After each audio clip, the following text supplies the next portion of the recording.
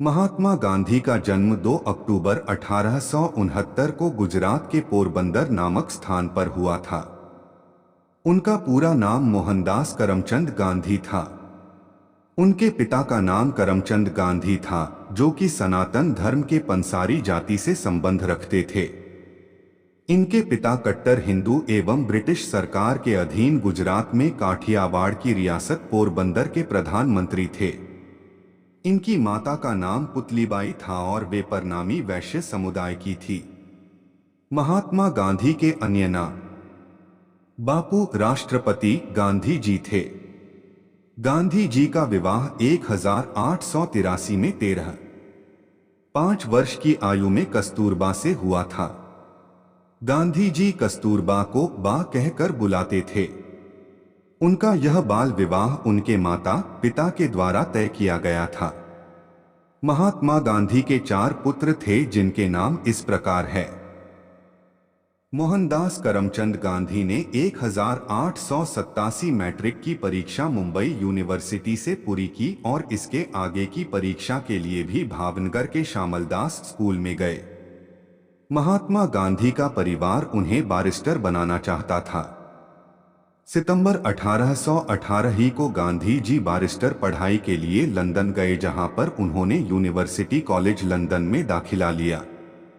गांधी जी ने अपनी मां को दिए हुए वचन के अनुसार अपने शाकाहारी भोजन ही किया। गांधी जी शुरू से ही शाकाहारी थे और उन्होंने लंदन में भी अपने इस नियम को बनाए रखा। गांधी जी के व्यक्तित्व ने उसकी लंदन में एक अलग ही छवि प्रदान की। गांधी जी ने लंदन में थियोसोफिकल नामक सोसाइटी के मुख्य सदस्यों से मिले।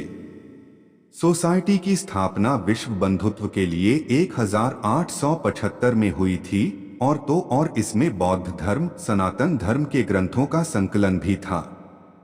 इंग्लैंड और वेल्स बार एसोसिएशन द्वारा बुलाए जाने पर गांधी जी वापस मुंबई लौट आए और उन्होंने यहीं पर अपनी वकालत की पढ़ाई शुरू की। मुंबई में गांधी जी को सफलता नहीं मिली, जिसके कारण गांधी जी ने कुछ समय के लिए शिक्षक के पद पर काम करने के लिए एक अर्जी दी, लेकिन उसे भी अस्वीकार कर दिया गया। अपनी रोजी रोटी चलाने के लिए गांधी जी को मुकदमों की अर्जी लिखने का काम शुरू करना पड़ा, परंतु कुछ समय बाद ही उन्हें यह काम भी छोड़ना पड़ा। 1893 में महात्मा गांधी जी 1 वर्ष के करार के साथ दक्षिण अफ्रीका गए। दक्षिण अफ्रीका में ब्रिटिश सरकार की फर्म नेटल से यह वकालत करार हुआ था। दक्षिण अफ्रीका में गांधी जी को भारतीयों पर हो रहे भेदभाव का सामना करना पड़ा। उन्हें प्रथम श्रेणी उसकी वैध टिकट होने के बाद भी तीसरी श्रेणी के डिब्बे में जाने से इनकार कर दिया गया और उन्हें ट्रेन से बाहर फेंक दिया गया था।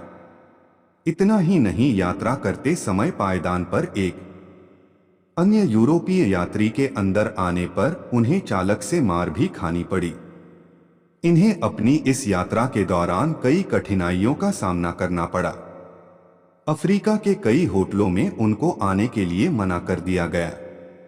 इसी तरह ही कई घटनाओं में से यह एक भी थी जिसमें अदालत के न्यायाधीश ने उन्हें अपने पगड़ी उतारने का आदेश दे दिया था, जिसे उन्होंने मानने से मना कर दिया। गांधी जी के साथ हुई यही सारी घटनाएं उनके जीवन में एक नया मोड़ लेकर आई और विद्यमान सामाजिक अन्याय के प्रति जागरूकता का कारण बने तथा सामाजिक सक्रियता की व्याख्या करने में मददगार साबित हुई। अफ्रीका में भारतीयों के साथ हो रहे दुर्व्यवहार को देखते हुए गांधी जी ने अंग्रेजी साम्राज्य के अंतर्गत अपने देशवासियों के सम्मान तथा अपने देश में स्वयं अपनी स्थिति के लिए प्रश्न उठाए। 1916 गांधी जी अपने भारत के लिए वापस भारत आए और अपनी कोशिशों में लग गए। उन्होंने भारतीय राष्ट्रीय कांग्रेस के अधिवेशन पर अपने विचार व्यक्त किए, लेकिन उनके विचार भारत के मुख्य मुद्दों, राजनीति तथा उस समय के कांग्रेस दल के प्रमुख भारतीय नेता गोपाल कृष्ण गोखले पर आधारित थे, जो कि एक सम्मानित नेता थे।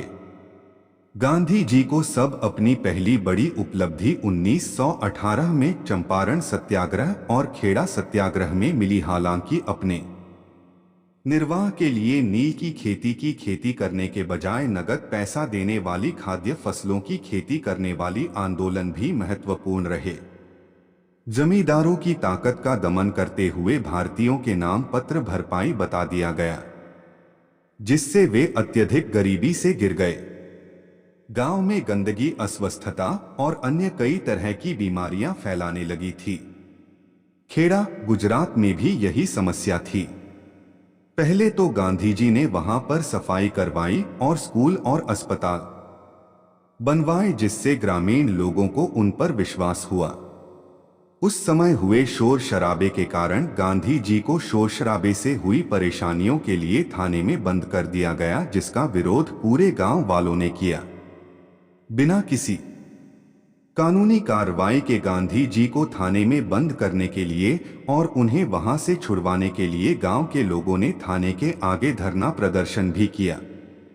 गांधी जी ने जमींदारों के खिलाफ विरोध प्रदर्शन और हड़ताल का नेतृत्व किया, जिन्होंने अंग्रेजी सरकार के मार्गदर्शन में उस क्षेत्र के गरीब किसानों को अधिक क्षतिपूर्ति मंजूर करने तथा खेती पर नियंत्रण, राजस्व में बढ़ोतरी को रद्द करना तथा इसे संग्रहित करने वाले एक समझौते पर हस्ताक्षर किए। महात्मा गांधी को सबसे पहले पलवल स्टेशन से गिरफ्तार किया गया था। असहयोग आंदोलन 1920, स्वराज और नमक सत्याग्रह, डंडी यात्रा 1930, दलित आंदोलन 1932, द्वितीय विश्व युद्ध और भारत छोड़ो आंदोलन 1942, महात्मा गांधी के नारे करो या मरो, हिंसा परमो धर्म आंदोलन को हिंसक होने से बचाने के लिए मैं हर एक अपमान, यत्नपूर्ण बहिष्कार, यहाँ तक कि मौत भी सहने को तैयार हूँ। बुरा मत देखो, बुरा मत सुनो और बुरा मत कहो, सादा जीवन उच्च विचार। महात्मा गांधी की मृत्यु 30 जनवरी 1948 को गांधी जी अपने बिड़ला भवन में घूम रहे थे और उनको गोली मार दी गई थी।